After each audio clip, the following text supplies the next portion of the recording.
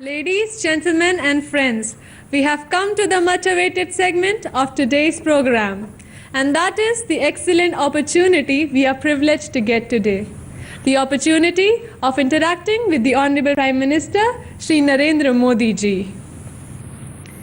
Now let's transport you all to NIC centers, from where students will start their interaction with the Honorable Prime Minister.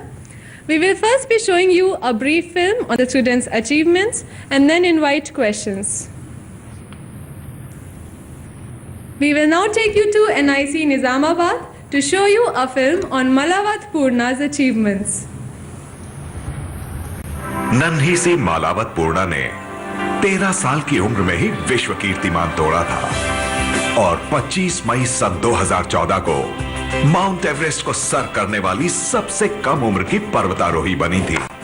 इस कार्यक्रम को government of Telangana ने sponsor किया था। आज वे तेलंगाना के निजामाबाद मंडल के तड़वई गांव में Telangana social welfare residential educational society की कक्षा 10 में पढ़ रही हैं। I now invite Malawat Purna of Class 10, Telangana Social Welfare Residential Educational Society to ask her question from the Honorable Prime Minister. Good morning, sir. I am Malawat Purna. I hail from Tadwai Social Welfare Residential School, Nizamabad District, Telangana State. My question is, may I know who has been the biggest influence on you, sir? हुआ biggest influence on you? अच्छा, पूर्णा ये बताओ कि Everest से नीचे आने के बाद तुम्हारे सारे दोस्त तुम्हारे साथ संबंध कैसा रखते हैं? तुम्हें बहुत बड़ा मानते हैं और तुमसे दूर भागते हैं, तो ऐसा नहीं होता है ना? हाँ सर। ऐसा नहीं सर। क्या होता है? ये बड़े बनने का बहुत बड़ा तकलीफ होता है बेटा। सारे तुम्हारे दोस्त तुम्हारे साथ पहले से जैसा ही दोस्ती रखते हैं? नहीं सर। नहीं रखते।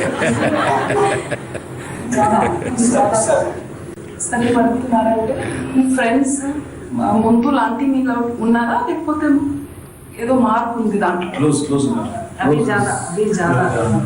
अभी ज्यादा है सर।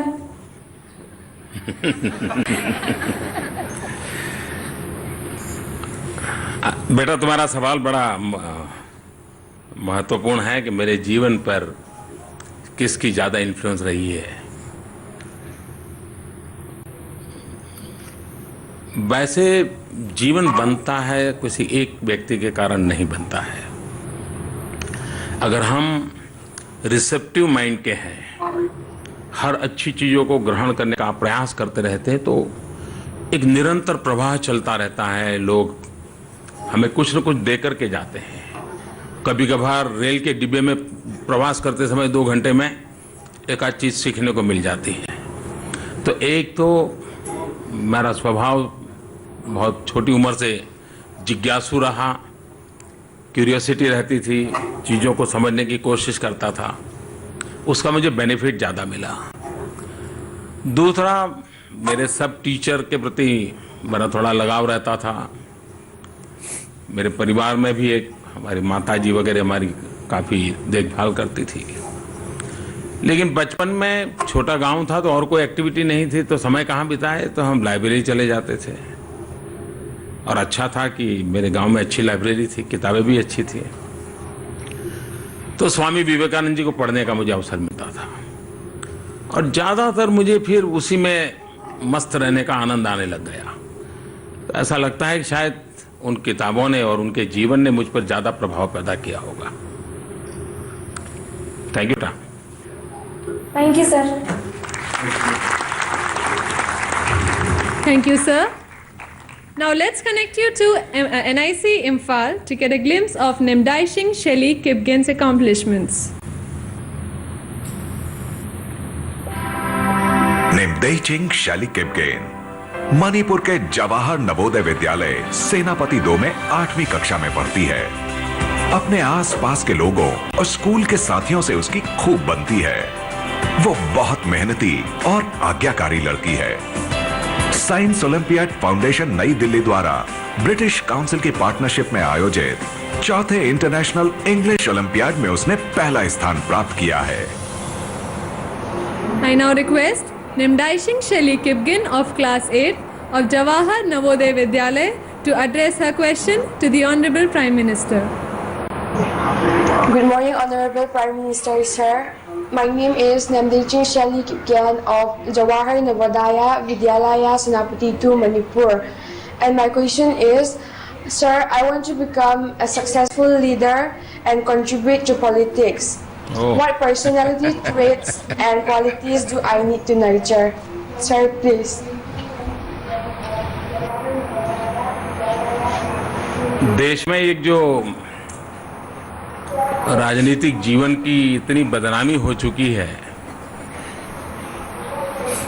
कि लोगों को डर लगता है कि यहाँ तो जा ही नहीं सकते, जाना ही नहीं चाहिए, अच्छे लोगों का वहाँ काम नहीं है। इसके कारण देश का बहुत नुकसान हुआ है। हम लोकतांत्रिक व्यवस्था में हैं, politics, political system, political parties ये उसी का एक महत्वपूर्ण हिस्सा है और देश के लिए बहुत आवश्यक है कि राजनीति में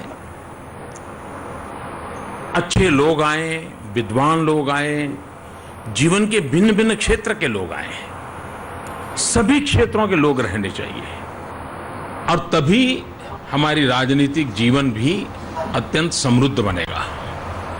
आप देखिए, महात्मा गांधी जी जब आजादी का आंदोलन चलाते थे, आपने देखा होगा जीवन के सब क्षेत्र के लोग आंदोलन में जुड़े थे और उसके कारण उस आजादी की आंदोलन की ताकत बहुत बड़ी थी, बहुत बड़ी ताकत थी। पूरे आंदोलन के शब्द की ताकत भी बहुत थी और इसलिए जितनी ज्यादा मात्रा में अच्छे लोग आएंगे उतना देश के कल्याण में बहुत महत्वपूर्ण रोल होगा उनका। जहां तक आप राजनीति में आना चाहती हो, आपको लीडरशिप रोल करना पड़ेगा। जैसे आप इस ओलंपिया में विजयी हुई तो आपके अंदर एक लीडरशिप क्वालिटी होगी, तभी किया होगा। आप सोचिए कि आपके गांव में, स्कूल में कोई घटना घटती है तो सबसे पहले आप पहुंचती है क्या? कोशिश कीजिए। और जैसे ही आप पहुंचते लोगों को लगता है देखो ये तो पहुंच गई, चलो अपन भी दौड़ो।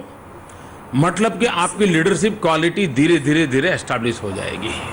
आपको भी विश्वास बनेगा, चलो भाई मैं 10 लोगों को लेके चलूं, मैं 20 लोगों को लेके चलूं। लीडरशिप क्वालिटी सहज होती है, इवॉल्व भी की जा सकती है। आप कैसे पहुंचते हैं? दूसरा, लीडर क्यों बनना है वो क्लैरिटी होनी चाहिए। चुनाव लड़ने के लिए, कुर्सी पाने के लिए, कि जिस समाज के बीच में आप जीते हो वहां की समस्याओं का समाधान करने के लिए। अगर उनकी समस्याओं का समाधान करने के लिए करना है तो हमें उनके प्रति इतना लगाव चाहिए, इतना प्रेम चाहिए, उतने उनका दुख हमें चैन से सोना न दे और उनका सुख हमारी खुशियों से बेहतर हो। ये जब तक हमारे भीतर भाव पैदा नहीं होता, लीडर बनना मुश्किल होता है। और इसलिए आप अपने आप को देखो कि आप इस प्रकार से कर पाती हो क्या, और अगर पर कर पाती हो तो तुम्हें किसी की जरूरत नहीं पड़ेगी, अपने आप देश तुम्हें लीडर बना देगा। तो wish you all the best. Thank you, sir. Thank you, sir.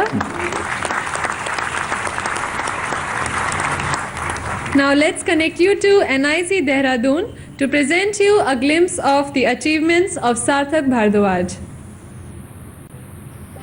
Uttarakhand का सार्थक भारद्वाज अपनी मां को खाना पकाने और एक छोटा सा स्टॉल चलाने में मदद करता था। एक दिन टेलीविजन देखते हुए उसे पता चला कि स्टार प्लस नेशनल लेवल पर पहला जूनियर मास्टर शेफ स्वाद के उस्ताद कंपटीशन आयोजित करने जा रहा है। उसने अपना नाम दे दिया और विभिन्न लेवल्स पर स्वादिष्ट डिशेस बनाते हुए फाइनल तक पहुंच गया। और फिर 3 नवंबर सन 2013 को उसने पहला अमूल जूनियर मास्टर शेफ स्वाद के उस्ताद का प्रेस्टिजियस अवार्ड जीत लिया। इस समय वो देहरादून में इंडियन मिलिट्री एकेडमी के केंद्रीय विद्यालय में कक्षा 10 में पढ़ रहा है। I now invite Sarthak Bhardwaj from Kendriya Vidyalaya Indian Military Academy, Dehradun, to address his question to the Honorable Prime Minister. नमस्कार सर। नमस्ते। मेरा नाम सार्थक भारद्वाज है। मैं केंद्रीय विद्यालय भारतीय सैन्य अकादमी में 10वीं कक्षा में पढ़ता हूं और मैं देहरादून में रहता हूं। मेरा सवाल यह है कि प्रधानमंत्री जी, डिजिटल इंडिया कार्यक्रम एक बहुत अनोखा कार्यक्रम है, लेकिन भारत के कई स्थानों पर बिजली नहीं पहुंच पाती है, तब यह कैसे संभव होगा? सार्थक, ये खाना पकाने का शौक कहाँ से आ गया? सर, मम्मी से और सर कुकिंग चैनल्स वगैरह देखकर। अभी भी करते हो? सर, जब स्कूल का छुट्टी होता है तब करता हूँ। नहीं तो हॉस्टल में भी तो तुम्हें कहते होंगे आज ये डिश बनाओ, ये डिश बनाओ। Yes sir. सर, बहुत सारे फ्रेंड्स बोलते हैं अब तक तो कुछ नहीं खिलाया तूने। तुम्हारी सबसे प्रिय डिश कौन सी है? तुम्हें क्या खाना है? केक है? केक? अच्छा। Yes sir. सर, और मम्मी के हाथ के आलू पूरी। अच्छा अच्छा। और तुम्हें क्या लगता है तुम्हारी कौन सी डिश तुम्हारे और लोगों को पसंद आती है? कौन सी चीज है जिसमें तुम्हारे मस्त है? सर, केक्स वगैरह बेकिंग में। अच्छा अच्छा। तो अभी तुम्हारे सारे साथी तुम्हें पूछते होंगे यार हमें भी कुछ खाना पकाना सिखा दो। Yes sir. पूछते हैं? Yes sir. अच्छा। Yes sir. तो आगे बन के क्या सोचा है, क्या बनना है? सर, एक बहुत बड़ा शेफ बनना है और दुनिया में इंडिया का जो क्यूजीन है उसको और आगे बढ़ाना है। नहीं, कभी तुम्हें ये लगता है कि न्यूट्रिशन पर तुम लेक्चर दे सकते हो अपने साथियों को? क्या खाना चाहिए, क्या नहीं खाना चाहिए, किस उम्र में क्या खाना चाहिए, कौन कौन सी चीजें शरीर में खाने के लिए जरूरत है, इन विद्यार्थियों को बताते हो? कि सबको जंक फूड खाने के लिए कह रहे हो? सर, जंक फूड के लिए कभी कभार मना करता हूँ। करते हो? Yes sir. देखिए, तुमने सवाल पूछा कि आप डिजिटल इंडिया की बात कर रही हो, लेकिन बहुत जगह पे बिजली नहीं है। आपकी बात सही है। मैंने अभी 15 अगस्त को सुना होगा, मैंने लाल किले पर से एक बात कही थी कि हमारे देश में 18,000 गांव ऐसे हैं कि जहां बिजली नहीं है। तो मैंने हमारे सरकारी अधिकारियों की मीटिंग ली, 2-3 मीटिंग कर चुका हूं अब तक, और मैं उनके पीछे लगा हूं कि मुझे 1000 दिन में, नेक्स्ट 1000 डे में 18,000 विलेजेज में बिजली पहुंचानी है। तो एक तो काम जो आप कह रहे हो वो पूरा करने की दिशा में प्रयास हो रहा है। दूसरा, अगर बिजली नहीं है तो आज डिजिटल एक्टिविटी रुकती नहीं है। सोलार सिस्टम से भी किया जा सकता है, और डिजिटल इंडिया हम सब अब उससे अछूते नहीं रह सकते हैं। वो हमारी जिंदगी का हिस्सा बन गया है, और हमें भी अगर गति बढ़ानी है, ट्रांसपेरेंसी लानी है, गुड गवर्नेंस की ओर जाना है, तो ई गवर्नेंस का उपयोग करना है। और सामान्य मानवी को उसका हक उसकी हथेली में कैसे हो, मोबाइल फोन पर उसकी सारी बातें क्यों ना हो। एक प्रकार से एम्पावरमेंट मूवमेंट है डिजिटल इंडिया। ये कोई ये तामझाम नहीं है कि हमारे देश में इतने मोबाइल फोन हैं या हमारे देश में ये है। ये सामान्य नागरिक को एम्पावर करने वाला बड़ा मिशन है, और इसलिए बिजली कभी रुकावट नहीं बनेगी।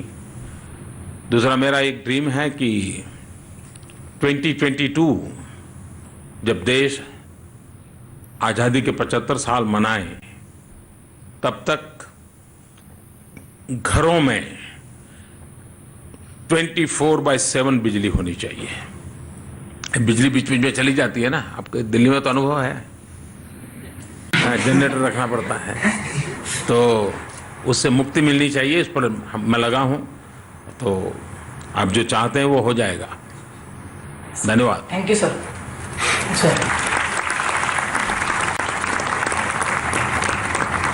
Thank you, sir.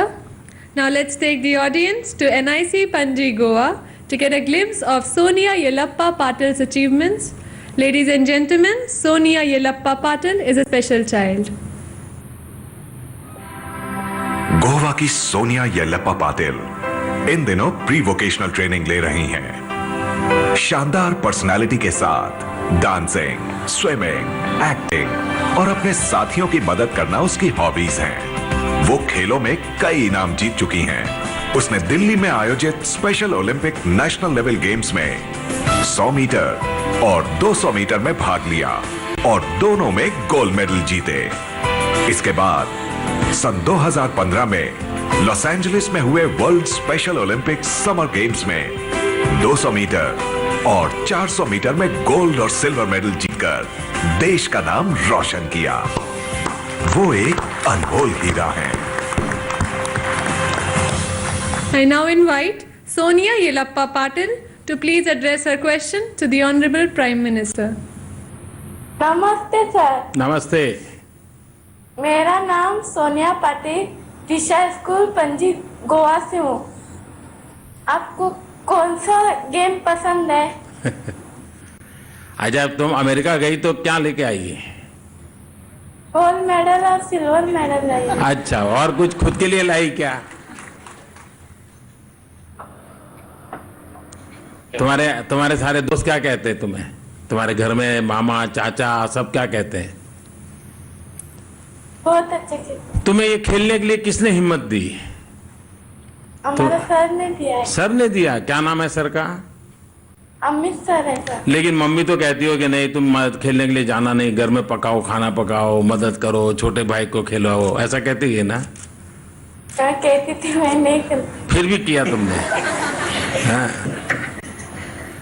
देखिए, जो खेल में आगे जाते हैं ना उसमें, और जब लड़कियां खेल में आगे जाती हैं तो मैं कहता हूं कि उनकी माता का बहुत बड़ा रोल होता है, बहुत बड़ा रोल होता है तब जाकर के, क्योंकि माँ चाहती हैं कि अब बच्ची बड़ी हो रही है तो किचन में मदद करें, घर काम में मदद करें, और वो सब बंद करके माँ कहते कि नहीं नहीं जाओ बेटा तुम खेलो, आगे बढ़ो। ये अपने आप में माँ का बहुत बड़ा त्याग होता है। ये शारीरिक क्षमता में परमात्मा ने उसे कुछ न कुछ कमी दी है, उसके बावजूद भी इस बच्ची ने ये कमाल किया है। मैं उनके टीचर को विशेष रूप से अभिनंदन देता हूं कि उसने ऐसे बालक के पीछे कितना समय बिताया होगा, तब जाकर के सोनिया में ये हिम्मत आई होगी। तो मैं शिक्षक को भी बधाई देता हूँ, सोनिया की बधाई देता हूँ। अब उसने मुझे पूछा है कि आप कौन सा खेल खेलते हैं। अब राजनीति वाले क्या खेलते हैं सबको मालूम है।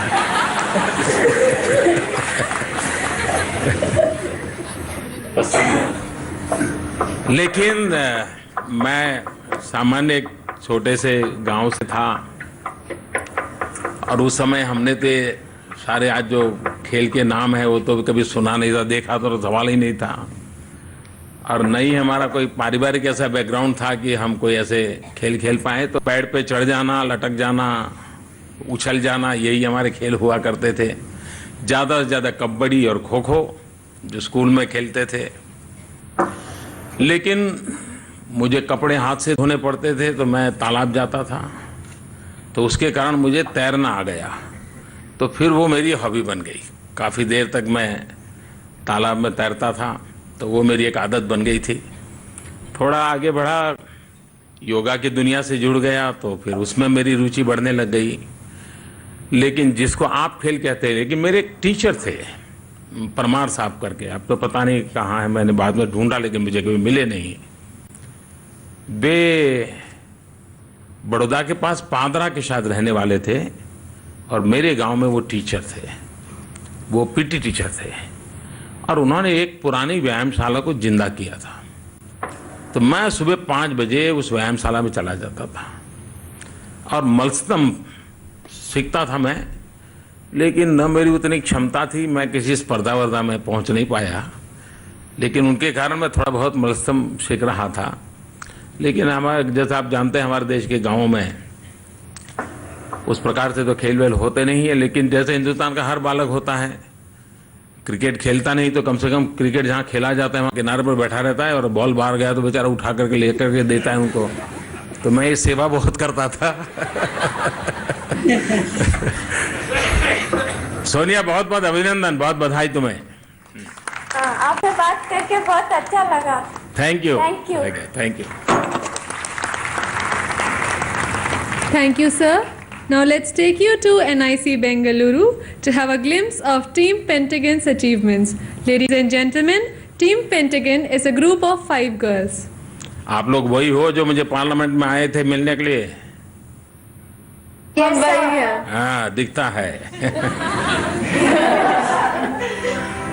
बेंगलुरु के न्यू होराइजन पब्लिक स्कूल में 9वीं कक्षा की संजना वसंत, अनुपमा एन, महिमा मेहंडाले, स्वस्ति पी राव और नव्याश्री बी एक नई सोच के साथ कुछ नया कर दिखाने का जज्बा रखती हैं और इन्होंने सैन फ्रांसिस्को में आयोजित जाने माने टेक्नोवेशन चैलेंज 2015 को जीतकर ये साबित कर दिया है।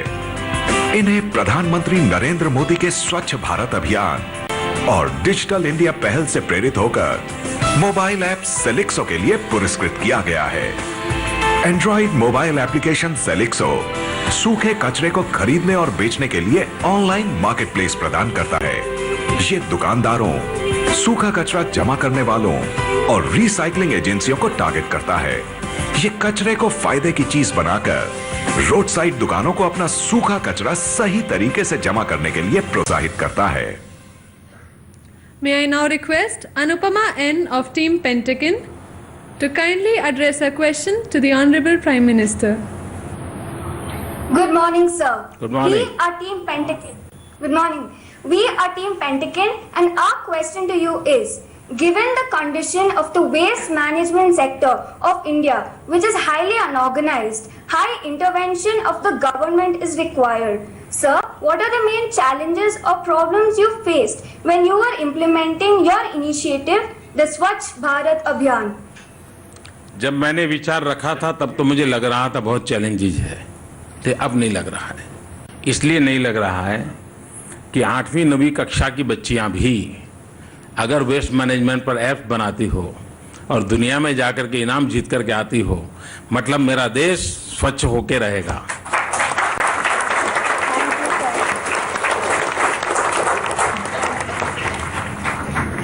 ये स्वच्छ भारत अभियान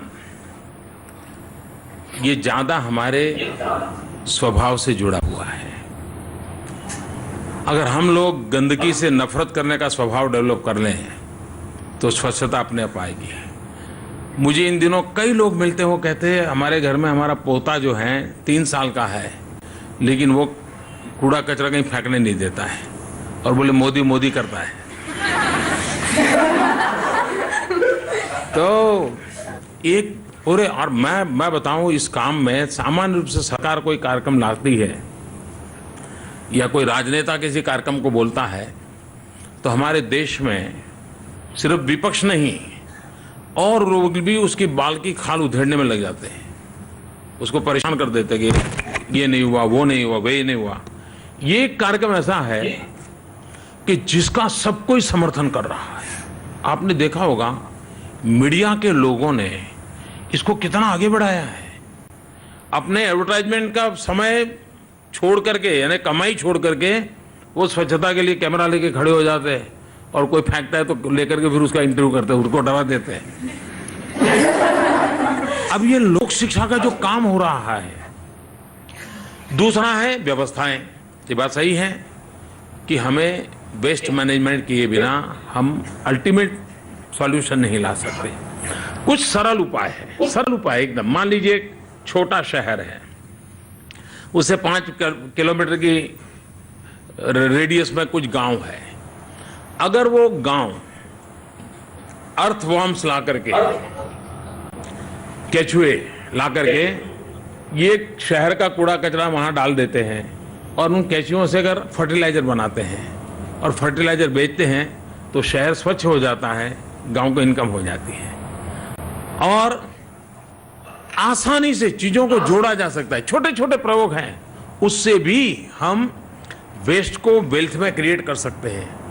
आज वेस्ट अपने आप में एक बहुत बड़ा बिजनेस है, बहुत बड़ा बिजनेस है। बहुत बड़ी मात्रा में प्रोफेशनल वेस्ट मैनेजमेंट के उद्योग में आ रहे हैं और हम भी चाहते हैं कि सरकार जहां वायबिलिटी गैप फंडिंग देना है दे करके इस काम को आगे बढ़ाएं। नगर पालिकाओं को प्रोत्साहित कर रहे हैं, महानगर पालिकाओं को प्रोत्साहित कर रहे हैं और गांवों में भी। गांवों में मुख्य बात रहती है कि पानी का निकाल कैसे हो, गंदे पानी का निकाल। अगर वो एक बार हमने ऑर्गेनाइज कर लिया तो फिर वहाँ समस्या नहीं होती, क्योंकि बाकी चीज़ें तो अपने खेत में डाल देते हैं जो अपने आप फर्टिलाइजर में कन्वर्ट हो जाती है। तो हमारे देश के अलग अलग जगह पे अलग अलग स्वभाव होते हैं, उसको लेकर के सरकार की तरफ से कई योजनाएं चल रही हैं, बजट भी दिया जा रहा है और परिणाम भी दिखाई दे रहा है। लेकिन बहुत बहुत बधाई, आपने एक अच्छा काम हाथ में लिया। Thank you, sir. Thank you, sir. Now, before Anmol Kabra asks his question, let's take you to NIC Patna to have an idea of his achievements.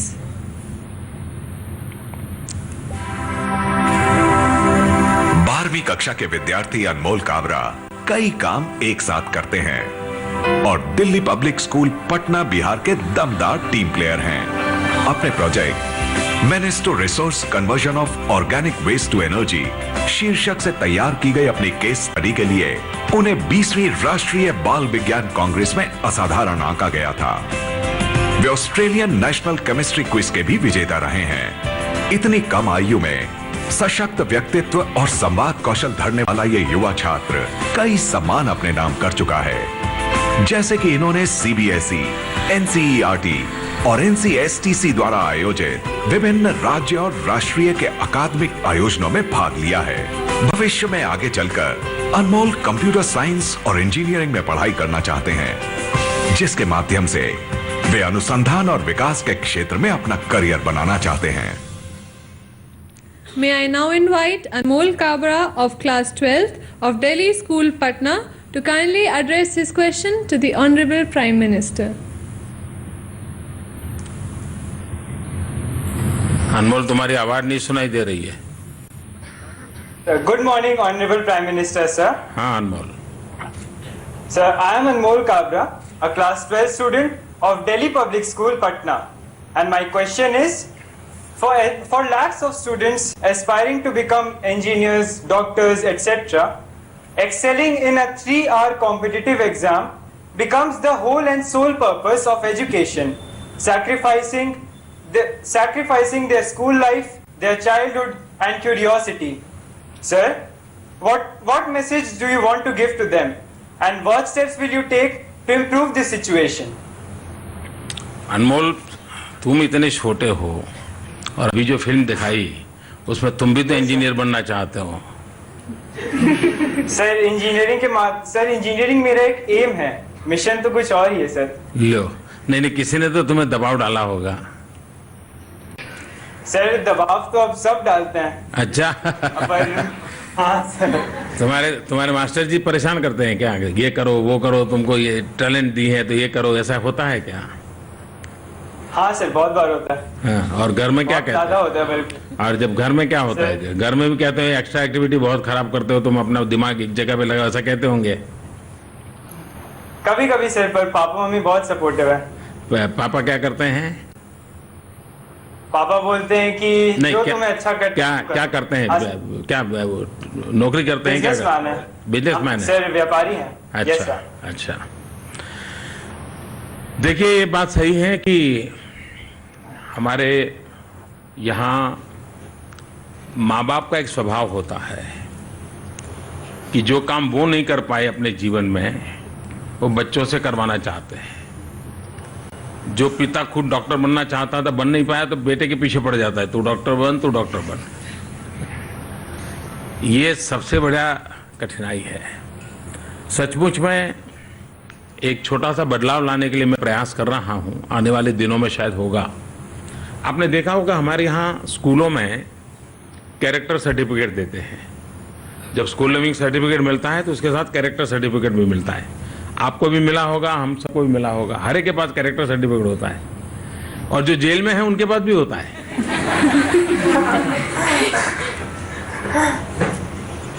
जो फांसी पे लटक गया होगा उसके घर में पड़ा होगा स्कूल के कैरेक्टर सर्टिफिकेट। इसका मतलब हुआ कि ऐसे ही एक कागज बांटा जाता है, या एक रिचुअल हो गया है। तो मैंने डिपार्टमेंट को कहा है कि कैरेक्टर सर्टिफिकेट के बजाय एप्टीट्यूड सर्टिफिकेट देना चाहिए, और हर 3 महीने एक सॉफ्टवेयर बना करके उसके दोस्तों से भरवाना चाहिए। भाई, ये तुम्हारा दोस्त है, उसको क्या लगता है, उसमें क्या विशेषता है, क्या करता है वो? डिसिप्लिन में रहता है, समय पालन का शौक है, मित्रों के साथ अच्छी बात कर, क्या क्या करता है? लिखो, ये सब उसके माँ बाप से भरना चाहिए। टीचर चारों तरफ से उसके विषय में जानकारी इकट्ठी करते हैं। अल्टीमेटली निकलेगा कि भाई उसके चीज़ों में ये 3-4 चीज़ें विशेष हैं, और जब वो निकले तो उसको बताना चाहिए, देखो भाई तुम्हारे में, उसके माँ बाप को बताना चाहिए। फिर उसको अपने जीवन की दिशा नक्की करने में बहुत मदद करेगा। तो ये एक बदलाव कठिन काम है, लेकिन लाने का मेरा प्रयास है। अभी इस पर डिपार्टमेंट काफ़ी काम कर रहा है। उससे ये कठिनाई एक तो दूर हो जाएगी। दूसरा, ये जो हमारी सोच है कि ये करने से ही कैरियर बनती है, ऐसा नहीं है। आप कभी छोटा सा काम लेकर के भी काफ़ी कुछ कर सकते हैं, अपने आप में कुछ अचीव कर सकते हैं। और जब तक हम सिर्फ डिग्री और नौकरी उसी दायरे में सोचते रहते हैं, सामाजिक प्रतिष्ठा भी डिग्री और नौकरी से जुड़ जाती है, तो ये कठिनाई रहती है। हम खुला छोड़ दें अपने आप को और तय करें कि भाई मुझे कविताएं लिखने का शौक है, मैं कविताएं लिखूंगा, देखा जाएगा क्या होता है। आप अपने आप में रममाण हो जाएंगे। आपको पेंटिंग का शौक है, आप करते चले जाइए। आप कभी न कभी जीवन में इतना संतोष पाएंगे कि कोई और चीज़ आपको संतोष नहीं दे सकती थी। और इसलिए ये 3 घंटे की एग्ज़ाम और उसके कारण परीक्षण और उसके कारण निर्णय, उसके दायरे से बाहर आकर के खुद को जानना और जान करके राह तय करना, ये अगर किया तो मैं समझता हूँ कि लाभ करता होगा। अनमोल, तुम्हें बहुत बहुत बधाई, काफ़ी प्रगति करो। Thank you, sir. Thank you, sir. Now, before K. Visalini asks her question, we present before you a view of her achievements in form of a short film from NIC Tirunelveli. Tirunelveli Tamil Nadu में जन्मी 15 वर्षीय के विशालिनी विलक्षण प्रतिभा की धनी है और उन्होंने राष्ट्रीय और अंतर्राष्ट्रीय स्तरों पर असाधारण उपलब्धियां प्राप्त की हैं। वर्तमान में वे श्रीविल्लिपुत्तूर तमिलनाडु की कलासालिंगम यूनिवर्सिटी से बीटेक कंप्यूटर साइंस की फर्स्ट ईयर की छात्रा हैं। 10वीं इंटरनेशनल कॉन्फ्रेंसेस की वे मुख्य अतिथि और प्रमुख वक्ता थीं। इस छोटी सी आयु में भी उन्होंने cloud computing, information and communication skills तथा अन्य कंप्यूटर की भाषाओं में प्रभुत्व हासिल कर लिया है। ये असाधारण संवाद कौशल की धनी भी हैं। इनके नाम पर कई क्षेत्रों में अनेक विश्व कीर्तिमान हैं। महज 3 वर्ष की आयु में इन्होंने भारत के राष्ट्रपति स्वर्गीय डॉक्टर APJ अब्दुल कलाम से प्रशस्ति प्राप्त की थी। Now may I invite K. Visalini of class 9th of IIPE Lakshmi Raman Matric Higher Secondary School to address her question to the Honorable Prime Minister. Honorable Prime Minister, sir. Vanakkam. Vanakkam.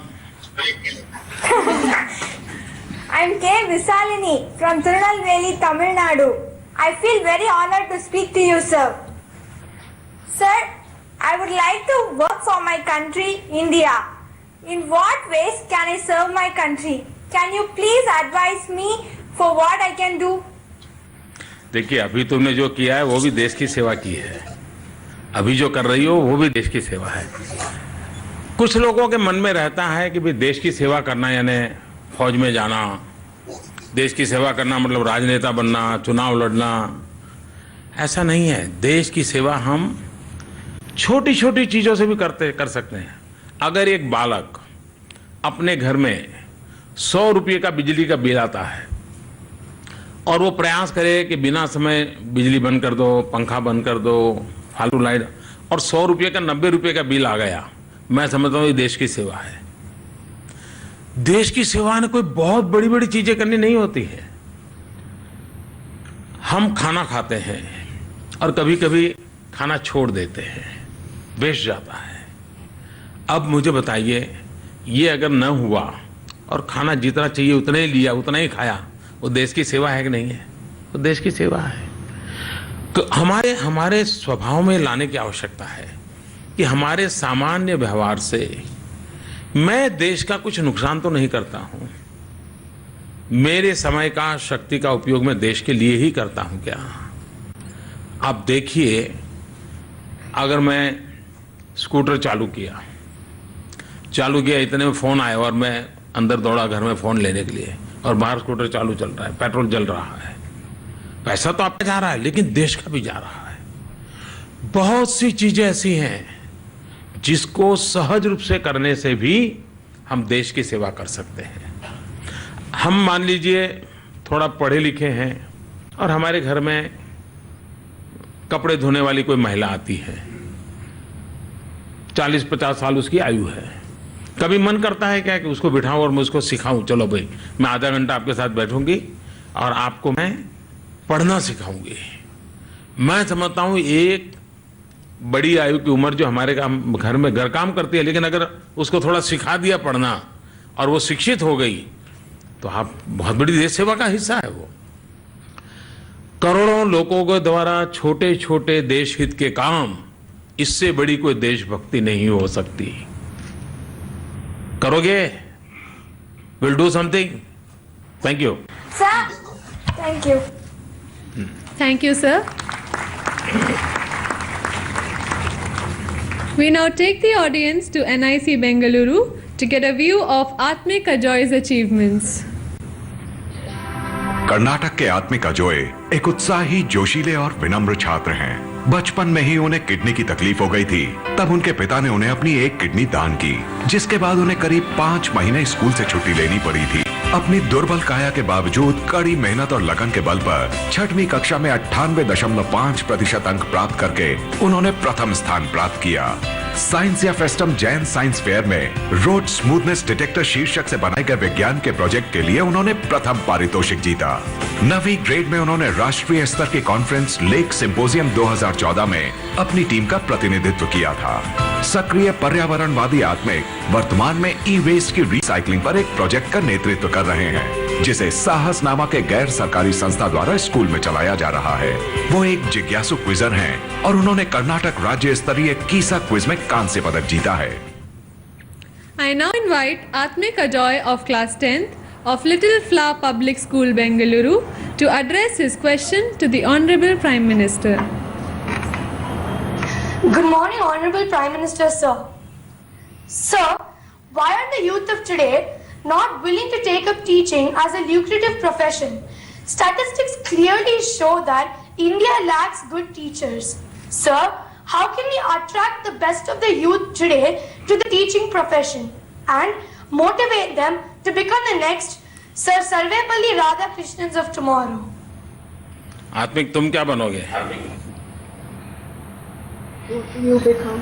Sir, I'm not sure now, but I'm into the computer science field. You are not going to be a teacher. They are one of my prominent options, sir. This is the real problem.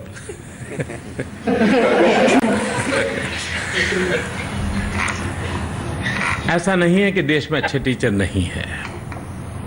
आज भी देश में बहुत अच्छे teacher हैं और आज भी मैं आज देश देखता होगा, इन बालकों के साथ मैं बात कर रहा हूं, ये वो होनहार बालक है जिनके अंदर कोई स्पार्क था और उनके टीचरों ने पहचाना और उन टीचरों ने इनके जीवन को मोल्ड किया और उसका नतीजा है कि इन लोगों ने अपने अपने कारण से देश को बहुत बड़ा सम्मान दिया है। इन बच्चों के माध्यम से मैं देख रहा हूं टीचर को जिन्होंने इन बच्चों को तैयार किया है। इसका मतलब हुआ कि आज का ये कार्यक्रम विद्यार्थियों को भी वो प्रेरणा देता है कि हम भी कुछ कर सकते हैं और टीचर को भी प्रेरणा देता है कि हम भी हमारे 1-2 विद्यार्थियों को ऐसे तैयार कर सकते हैं। ये आज का 5 सितंबर का शिक्षक दिवस का कार्यक्रम सचमुच में एक अनोखा कार्यक्रम बन गया है और हर एक के पास कुछ न कुछ देश के सामने गौरव दिलाने के लिए कुछ न कुछ है। मैं चाहता हूं कि टीचिंग प्रोफेशन पीढ़ियों को तैयार करने का काम है। जैसे टीचिंग प्रोफेशन में अच्छे लोग हैं, अच्छे लोग आते भी हैं, लेकिन एक काम और हम कर सकते हैं। समाज जीवन में जिन्होंने अपने जीवन के बहुत अचीवमेंट किए हैं, क्या वे सप्ताह में 1 घंटा ज्यादा मैं नहीं कह रहा हूं, सप्ताह में 1 घंटा या साल में 100 आवर वे स्टूडेंट्स को पढ़ाने के लिए लगा सकते हैं। डॉक्टर हो, वकील हो, इंजीनियर हो, जज हो, हम लोग नहीं चलेंगे उसमें, नहीं तो कुछ और पढ़ा के आएंगे। लेकिन ये लोग हैं जो सचमुच में आईएएस आईपीएस अफसर हैं, वे अगर जाएं और तय करें भाई मैं यहां रहता हूं, मेरा व्यवसाय यहां है, लेकिन मैं साल में 100 आवर फलानी स्कूल के 8वीं कक्षा के बच्चों के साथ बिताऊंगा इस वर्ष। आप देखिए शिक्षा में एक नई ताकत आ सकती है। तो टीचर यानी एक व्यवस्था से टीचर बना ऐसा नहीं है, कहीं से भी वो कर सकता है। अगर ये हम आदत डालें देश में, और मैं चाहूंगा देश में जो इस प्रकार के लोग मेरे विचार सुन रहे हैं वे भी तय करें कि भाई मैं सप्ताह में 1 घंटा या साल में 100 घंटे किसी एक निश्चित की हुई स्कूल, निश्चित किया हुआ क्लास मैं जाऊंगा, खुद पढ़ाऊंगा, उनसे बातें करूंगा। आप देखिए कैसा बदलाव आता है। और इसलिए कोई कमी नहीं है टैलेंट के देश में, सिर्फ थोड़ा उसको चैनलाइज करना है। ओके आत्मिक, wish you all the best.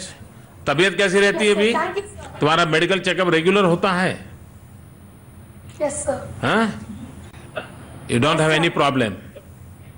No, sir. Okay, wish you all the best. Thank you, sir. It was a pleasure speaking to you. Thank you, sir.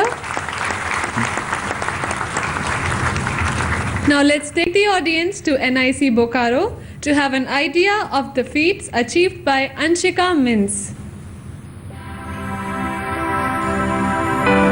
Kumari Anshika mince Jharkhand Bokaro केंद्रीय विद्यालय नंबर 1 से कक्षा 12 की जागरूक छात्रा हैं। उन्होंने effect of alcohol consumption on human digestive system पर अपने प्रोजेक्ट के लिए रीजनल इंस्पायर अवार्ड प्राप्त किया है। दिग्भ्रमित युवकों को अल्कोहल के अभिशाप को त्यागने की प्रेरणा देना उनका उद्देश्य था।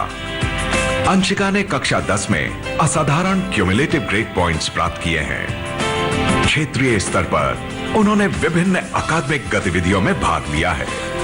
वे स्काउट गाइड, वाद विवाद, विज्ञान और सामाजिक शास्त्र की प्रदर्शनियों जैसी लगभग सभी गतिविधियों में भाग लेती हैं। ये बेहतरीन नेतृत्व कुशलता से सुसज्जित हैं और वर्तमान में अपने स्कूल की स्कूल कैप्टन हैं। I now request Anshika Mins of class 12th of Kendriya Vidyalaya number 1 Bokaro to address her question to the Honorable Prime Minister. जोहार आदरणीय जोहार जोहार जाजो जोहार। सर, मेरा आपसे यह प्रश्न है कि आपको क्या लगता है कि किसी विद्यार्थी के लिए सफलता की क्या रेसिपी हो सकती है? देखिए, सफलता की कोई रेसिपी नहीं हो सकती और होनी भी नहीं चाहिए। ठान लेना चाहिए कि विफल होना नहीं है, और जो ये ठान लेता है कभी न कभी तो सफलता उसके चरण चूमने लग जाती है।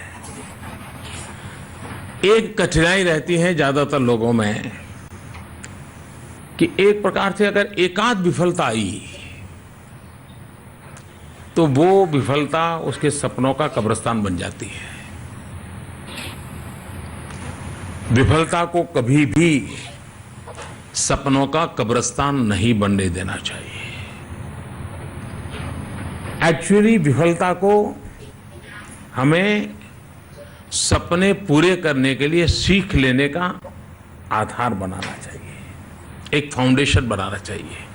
और जो विफलता से सीखता है वही सफल होता है। दुनिया में कोई ऐसा व्यक्ति नहीं हो सकता है कि जिसको विफलता कभी आई ही न हो और सिर्फ सफलता ही सफलता आई हो।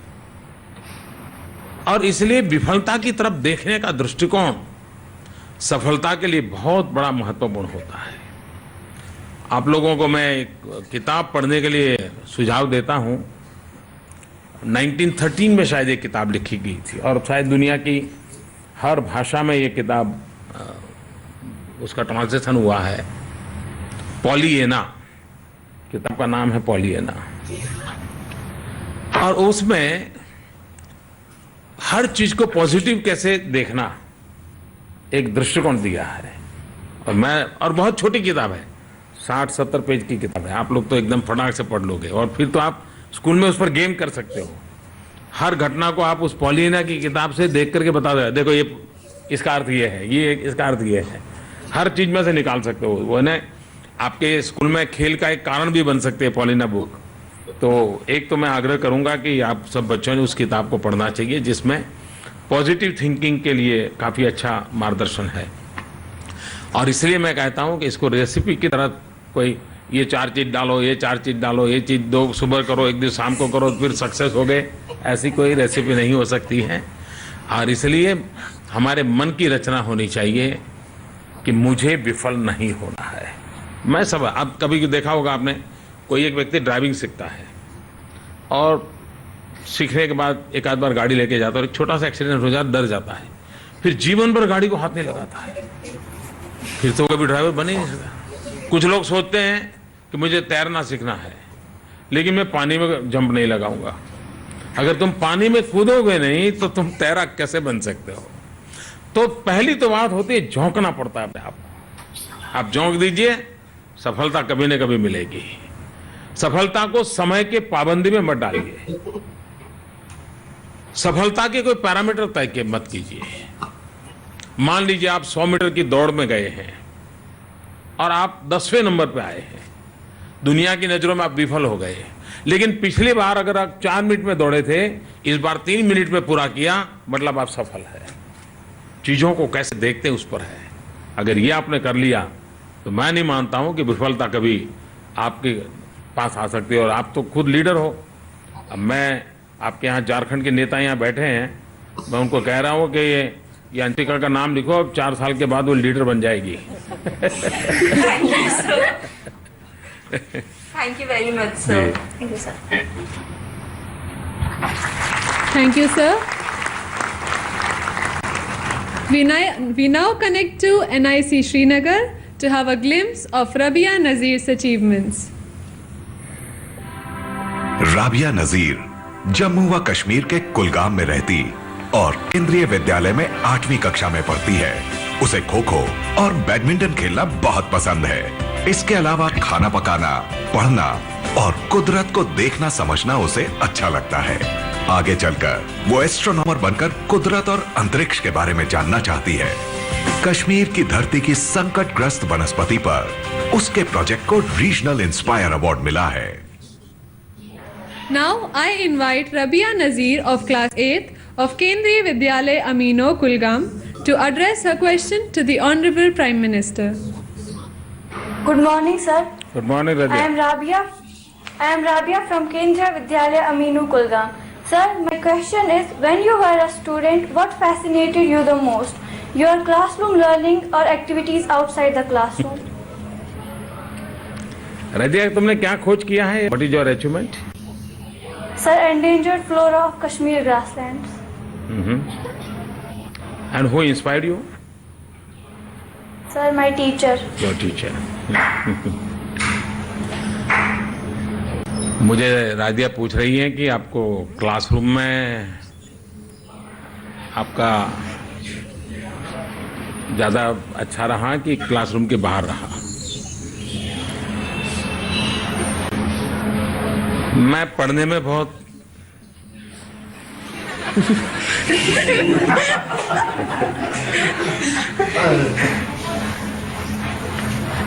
तो फिर ज़्यादातर और ही सब करता रहता था। साथियों के कुछ परिवार की आर्थिक व्यवस्था के लिए भी अपना समय जाता था, लेकिन मैं ऑब्जर्वेशन का मेरा बड़ा स्वभाव था। मैं चीज़ों को बड़ी बारीकी से देखा करता था, समझ करता था, और वो सिर्फ क्लासरूम में नहीं, क्लासरूम के बाहर भी हुआ करती थी। मैं अवसर खोजता रहता था। जब 1965 का वॉर हुआ, हम तो छोटे थे, तो हम हमारे गांव के लोग, हमारे गांव से एक दूसरा स्टेशन था जहां से फौजी जाने वाले थे, तो उनके लिए मिठाई लेके जा रहे थे, तो हम भी चले गए। तो पहली बार हमने कुछ देखा कि ये कोई अलग दुनिया है, ये सब देखे मरने के लिए जा रहे हैं, देश के लिए मरने के लिए जा रहे हैं। ऐसे जब चीज़ें देखने लगे तो मन में लगा कि भाई ये हम जहाँ बैठे हैं वहाँ उसके बाहर तो बहुत बड़ी दुनिया है। तो उन्हीं चीज़ों में से धीरे धीरे सीखने का प्रयास करने लगे। लेकिन ये बात सही है कि क्लासरूम में हमें एक सेंस ऑफ प्रायोरिटी मिलता है, सेंस ऑफ मिशन मिलता है। बाकी चीजें उसमें से हमको आधार बना करके खोजनी पड़ती है, हमारा अपना टेम्परामेंट डेवलप करना पड़ता है।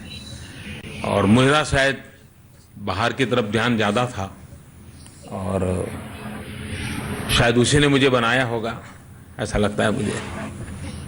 Thank you. Thank you sir. Thank you sir. माननीय प्रधानमंत्री जी से अनुमति लेते हुए मैं अब सभागार में उपस्थित विद्यार्थियों को प्रश्नों के लिए आमंत्रित करता हूं। केंद्रीय विद्यालय गोल मार्केट की रिनिकी बोर्डोलोई ने 32वीं सब जूनियर और 42वीं जूनियर नेशनल एक्वेटिक चैंपियनशिप 2015 में 50 मीटर की बैक स्ट्रोक प्रतियोगिता में स्वर्ण पदक प्राप्त किया। मैं आमंत्रित करता हूं केंद्रीय विद्यालय गोल मार्केट की कक्षा 7वीं की छात्रा रिनिकी बोर्डोलोई को कि वह माननीय प्रधानमंत्री जी से आके अपना प्रश्न पूछे।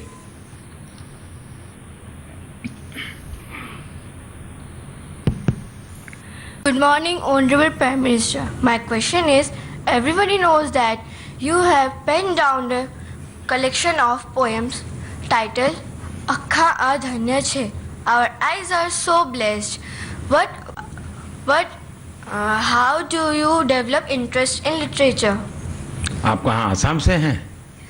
अच्छा, Yes. दिल्ली में रहती हैं? Yes. तो आसाम और बंगाल, वहाँ तो कला बहुत होती है।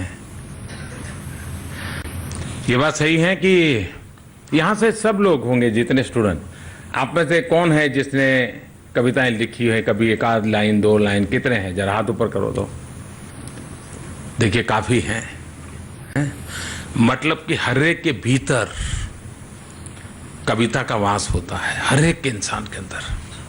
कुछ लोगों की कविता कलम से टपकती हैं, कुछ लोगों की कविताएं आंसू से निकलती हैं, तो कुछ लोगों की कविता ऐसे ही अंदर के अंदर समा जाती है। तो ये चीज़ें ईश्वर ने दी होती है, ये कोई ऐसा नहीं है कि कोई किसी एक को देते हैं, लेकिन कोई उसको जरा संवारता है, संभालता है उसमें से। मैं जो लिखा हूं उसको कविता कहने के लिए अभी तो मेरी तैयारी नहीं है, क्योंकि लेकिन और कुछ कह नहीं सकते, इसलिए कविता कहनी पड़ रही है। अब जैसे 2 व्हील हो, एक फ्रेम हो, सीट हो, गवर्नर हो, तो लोग कहेंगे साइकिल है, पहले चलती नहीं हो, फिर उसको साइकिल ही कहेंगे। तो वैसे ही मेरी ये रचनाएं हैं, वो कोई एकदम कविता की तराजू में तोलने से वो कविता मानी जाए ऐसी तो नहीं होगी।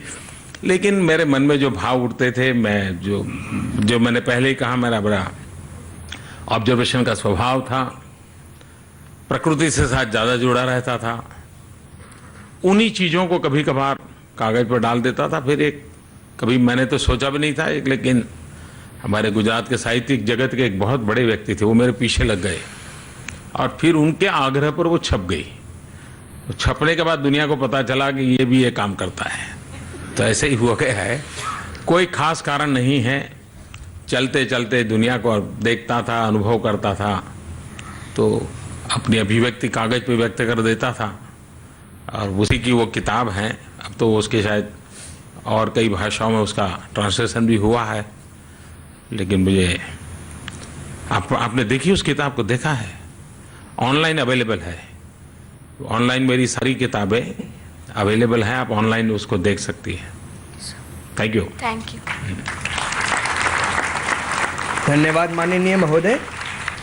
केंद्रीय विद्यालय पुष्प विहार की कक्षा 10वीं की विद्यार्थी श्रेया सिंह ने संभागीय स्तर की खो खो प्रतियोगिता में रजत पदक प्राप्त किया और ये विद्यालय स्तर की क्विज प्रतियोगिता की विजेता रही और इन्होंने संभागीय स्तर पर विद्यालय का प्रतिनिधित्व किया। इन्होंने वर्तमान सत्र में इंस्पायर अवार्ड में मिनी रोबोट प्रस्तुत किया। अब मैं श्रेया सिंह को आमंत्रित करता हूं कि वह माननीय प्रधानमंत्री जी से अपना प्रश्न पूछें।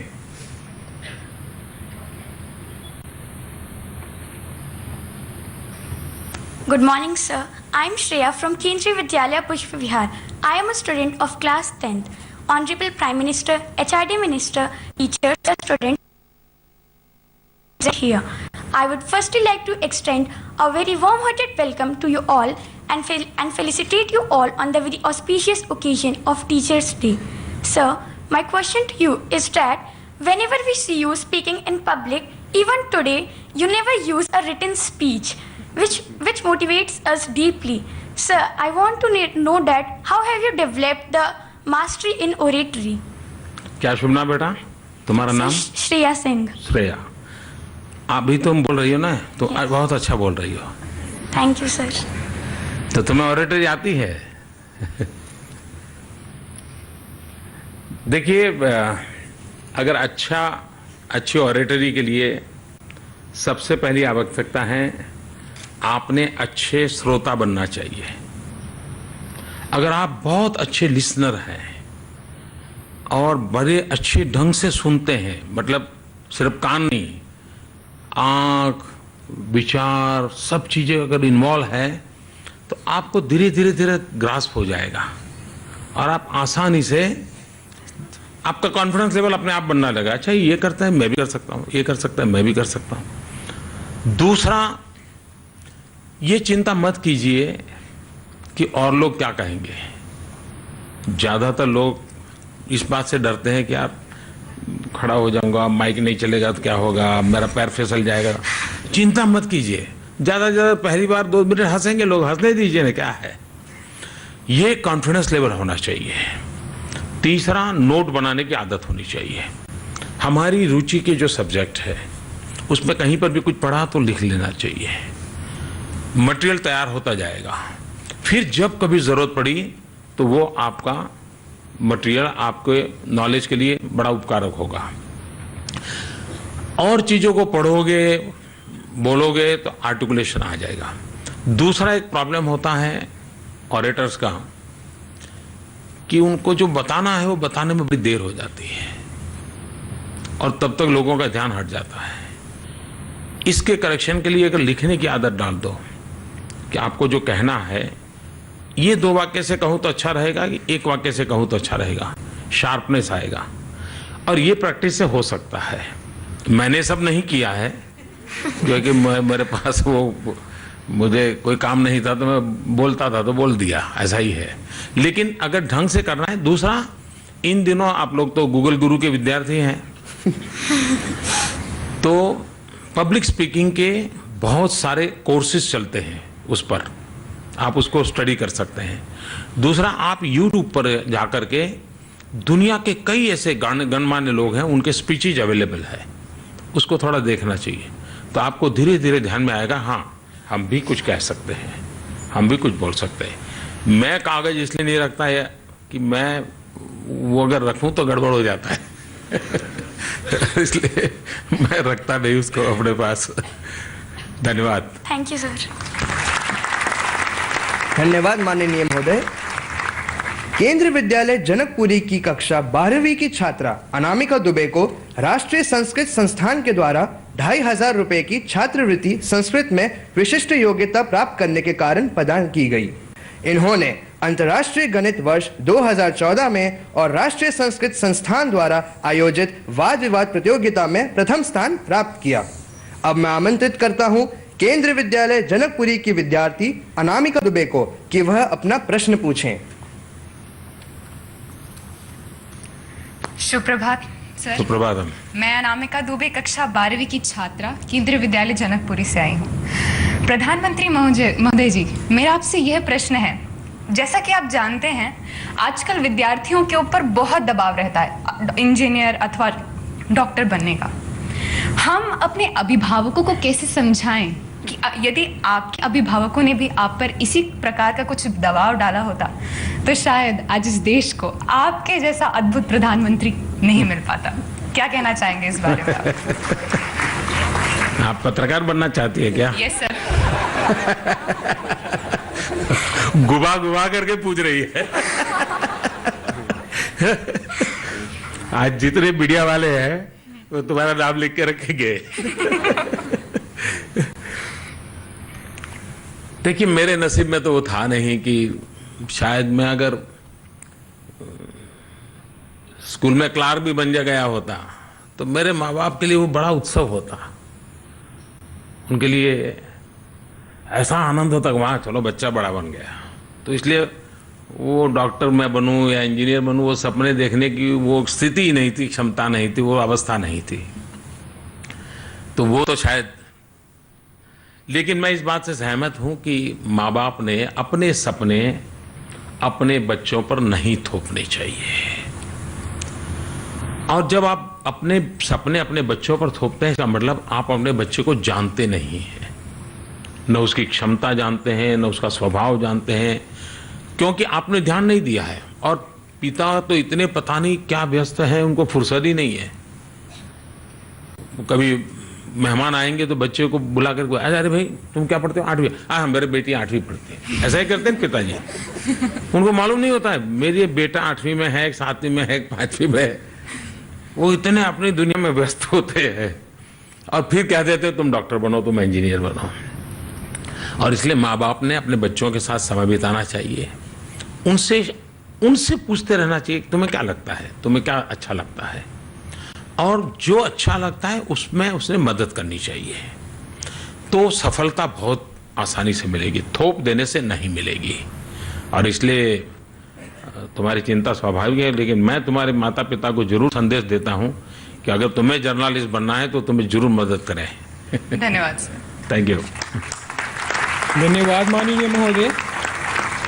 JNV जफरपुर कला की कक्षा 12वीं की पूजा शर्मा ने कक्षा 8वीं से 12वीं तक प्रतिवर्ष शतरंज में विद्यालय का प्रतिनिधित्व किया है और कक्षा 8वीं में 14 वर्ष और कक्षा 10वीं में 17 वर्ष की श्रेणी के अंतर्गत SGFI में विद्यालय का प्रतिनिधित्व किया है।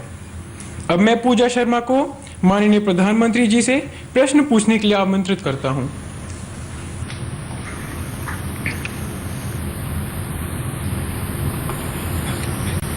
सुप्रभात सर, मेरा नाम पूजा शर्मा है। मैं जवाहर नवोदय विद्यालय जाफरपुर कला की छात्रा हूँ। मैं 12वीं कक्षा में पढ़ती हूँ। सर, मेरा प्रश्न आपसे यह है कि हाल ही में हमने अभी विश्व योग दिवस मनाया है। भारत ने संपूर्ण विश्व को योग का पाठ पढ़ाया, जिसे एक बार फिर से आपने गौरव प्रदान किया है। सर, इसके लिए हम आपके आभारी हैं। आपके मन में यह विचार कैसे आया? दरअसल मैं बहुत साल पहले, जबकि मैं मुख्यमंत्री भी नहीं रहा, कभी प्रधानमंत्री भी नहीं बना था, ऑस्ट्रेलियन सरकार के निमंत्रण पर मैं ऑस्ट्रेलिया गया था। और मैं हैरान था कि जिसको भी पता चलता था कि मैं इंडिया से हूं तो वो मुझे योगा के लिए पूछता था। और ऑस्ट्रेलिया के शायद 10 में से 6 लोग होंगे जो मुझे योगा के लिए पूछते थे। और मैं हैरान था, उसमें कुछ लोग होते थे जिनको योगा के नाम भी बोलना आता था और बड़ी क्यूरियोसिटी थी। तो मेरे मन में लगा कि भाई एक ऐसी ताकत है जिसको हमने पहचानना चाहिए। मैं बताता रहता था सबके, लेकिन मेरी बात वो उतना लोगों के कान पे जाती नहीं थी। मुझे जब अवसर मिला तो मैंने UN में जाकर के विषय रखा और उसको देश ने, दुनिया ने ऐसे ही समर्थन दिया। शायद UN में इस प्रकार का प्रस्ताव जिसको सिर्फ 100 दिवस में पारित हुआ हो और दुनिया के 177 कंट्रीज ने उसके को स्पॉन्सर बने हो, ऐसी एक भी भूतकाल में घटना नहीं है। मतलब योग का कितना महत्व है हमें पता नहीं था जितना कि दुनिया को पता था। दूसरा, 21 जून, मैं देख रहा हूं कि हमारे मीडिया में ऐसी ऐसी कथाएं आती थी 21 जून क्यों रखा। मैं पहली बार बता देता हूं, हमारा ऊर्जा का सबसे बड़ा स्रोत कोई है तो सूर्य है। और 21 जून हमारे भूभाग पर, पूरे पृथ्वी पर नहीं, लेकिन हमारे इस भूभाग पर 21 जून सबसे लंबा दिवस होता है। सूर्य सबसे लंबे समय तक होता है। ऊर्जा सबसे ज्यादा उस समय, उस दिन में मिलती है। और इसलिए मैंने 21 जून का सजेशन दिया था, जो दुनिया ने माना था। और आज तो विश्व पूरा, मैं मानता हूं कि हिंदुस्तान के नौजवान अगर योग को एक प्रोफेशन बनाएं तो पूरे विश्व में अच्छे योग टीचरों की रिक्वायरमेंट है। बहुत बड़ी इकोनॉमिकल एक्टिविटी भी है, होलिस्टिक हेल्थ के लिए भी बहुत उपयोगी है, तनाव मुक्त जीवन के लिए भी बहुत उपयोगी है। और आप शतरंज खेलती हैं? हैं? शतरंज का एक गुण है, शतरंज की सबसे बड़ी ताकत होती है पेशेंस, धैर्य। बाकी हर खेल में उत्तेजना होती है, इसमें पेशेंस होती है। और बालक मन के लिए शतरंज के खेल से एक पेशेंस का बहुत बड़ा गुण विकास होता है। योग का भी वही स्वभाव है जो आपकी भीतर की शक्तियों को बहुत ताकतवर करता है।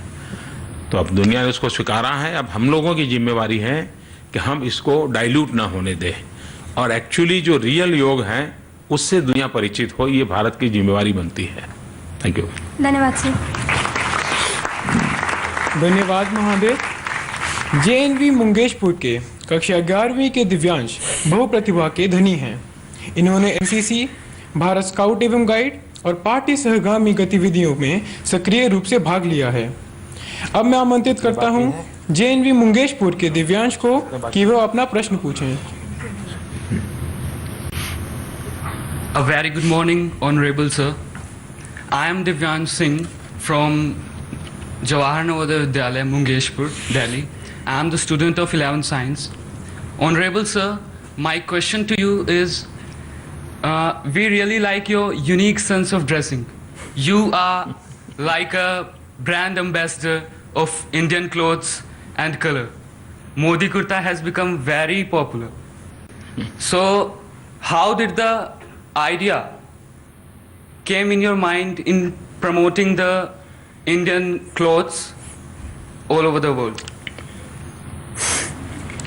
देखिए, ये कुछ बाजार में बड़े भ्रम चलते हैं कि मोदी का कोई फैशन डिजाइनर है, और मैंने देखा, मैं तो हैरान था, कुछ फैशन डिजाइनर भी खुद अपने आप को क्लेम करते हैं कि हम मोदी के फैशन डिजाइनर हैं। अब हम हर सवालों का जवाब कहाँ देते रहे तो हम कभी बोलते नहीं, लेकिन न मैं किसी फैशन डिजाइनर को जानता हूँ, न मैं किसी फैशन डिजाइनर को मिला हूँ। मेरी ज़िंदगी की कथा ऐसी है, मैंने बहुत छोटी आयु में घर छोड़ दिया था। मैं परिव्राजक के रूप में 35-40 साल तक घूमता रहा। तो एक छोटा सा बैग रहता था मेरे पास, वही मेरा संसार था। उसमें 1-2 पैर कपड़े रहते थे, 1-2 किताब रहती थी, और वही मैं लेकर के घूमता रहता था। तो अब गुजरात आप जानते हैं कि वहाँ सर्दी नहीं होती है। मान ला कभी सर्दी आ गई तो फुल स्लीव का शर्ट पहन लिया तो कि इनफ है, वहाँ सर्दी वर्दी होती नहीं है। तो मैं कुर्ता पैजामा पहनता था, तो मैं सोचा आज कपड़े खुद धोता था। तो मेरे मन में 2 विचार आए कि इतना ज़्यादा धोने की क्या ज़रूरत है, और दूसरा विचार आया कि बैग में मेरी जगह ज़्यादा लेता है। तो मैंने क्या किया, एक दिन खुद ही कातर लेके इस लंबी बाहें थी उसको काट दिया, और वो मुझे कंफर्ट हो गया, और तब से ये चल रहा है। अब उसको पता नहीं कोई फैशन डिजाइनर अपने साथ जोड़ रहे। तो ये एक प्रकार से मेरी सुविधा और सरलता से जुड़ा हुआ विषय था, लेकिन बचपन से मेरा एक स्वभाव था ढंग से रहने का। मेरी पारिवारिक अवस्था तो ऐसी नहीं थी। अब प्रेस कराने के लिए हमारे पास पैसे नहीं, तो हम क्या करते थे, और कपड़े खुद धोते थे, तालाब में जाते थे।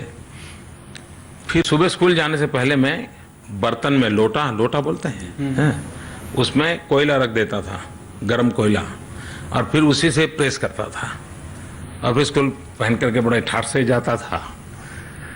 तो अच्छी तरह रहने का एक स्वभाव पहले से बना था। हमारे एक रिश्तेदार ने हमको एक बार जूते गिफ्ट किए थे कैनवास के, तो शायद वो उस समय 10 रुपये के आते होंगे। तो मैं क्या करता था, स्कूल में क्लास पूरा होने के बाद क्लास में थोड़ी देर रुक जाता था, और जो चॉकस्टिक से टीचर लिखते थे और टुकड़े फेंक देते थे, वो इसे इकट्ठे करता था और ले आता था। और फिर दूसरे दिन मेरे वो कैनवास के सूच पे चॉकस्टिक से उसको लगा देता था, वाइट लगते थे। तो ऐसे ही स्वभाव तो था मेरा, लेकिन कोई फैशन डिजाइन वगैरह कुछ नहीं है। लेकिन मैं मानता हूँ कि हमने ढंग से तो रहना चाहिए, ओकेजन के अनुसार रहने का प्रयास करना चाहिए, उसकी अपनी एक अहमियत तो होती ही है। Thank you. Thank you. धन्यवाद माननीय प्रधानमंत्री जी। राष्ट्र निर्माता, जन गण नायक, विकास पुरुष माननीय प्रधानमंत्री श्री नरेंद्र मोदी जी के ओजस्वी विचारों से हम लाभान्वित हुए। महोदय, आपके संबोधन से हम कृतार्थ हुए। आपके प्रेरक विचार प्रकाश स्तंभ की भांति हमारा मार्ग प्रशस्त करेंगे, हमें आगे बढ़ने के लिए सदैव प्रेरित करते रहेंगे। हम सब माननीय प्रधानमंत्री जी, माननीय मानव संसाधन विकास मंत्री जी, माननीय मानव संसाधन विकास राज्य मंत्री जी उच्चतर शिक्षा, माननीय वित्त राज्य मंत्री जी, माननीय मानव संसाधन विकास राज्य मंत्री जी स्कूल शिक्षा एवं साक्षरता का हृदय की अतल गहराइयों से धन्यवाद ज्ञापित करते हैं। आपके प्रति विशेष आभार। धन्यवाद। अब धन्यवाद तो हो गया है, लेकिन मैं भी धन्यवाद करता हूं उन बच्चों का, और मैं कार्यक्रम के योजकों को बधाई देता हूं कि पूरा कार्यक्रम का संचालन बच्चों के हाथों से करवाया और बहुत बढ़िया ढंग से किया सब बच्चों ने। बहुत बहुत बधाई।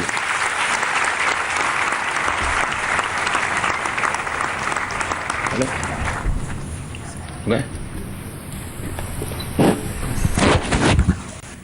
Honorable Prime Minister Shri Narendra Modi interacting with the students of India.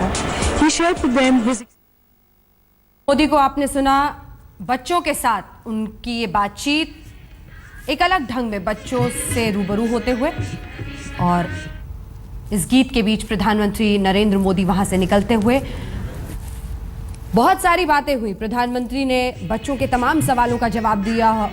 जीवन दर्शन, कैसे जिंदगी के बड़े फैसले लिए जाएं, सब पर बच्चों ने सवाल दागे और उस पर जवाब दिया प्रधानमंत्री। तो प्रधानमंत्री नरेंद्र मोदी को आपने सुना। बच्चों ने देश भर से अलग अलग सवाल उन्हें पूछे, कभी हल्के अंदाज में, कभी गंभीर बातों का चयन करते हुए, लेकिन कुल मिलाकर ये कहते हुए कि शिक्षक और शिक्षा जब तक उसको सर्वोच्च स्थान हम देश में नहीं देंगे, देश आगे की दिशा में नहीं बढ़ेगा।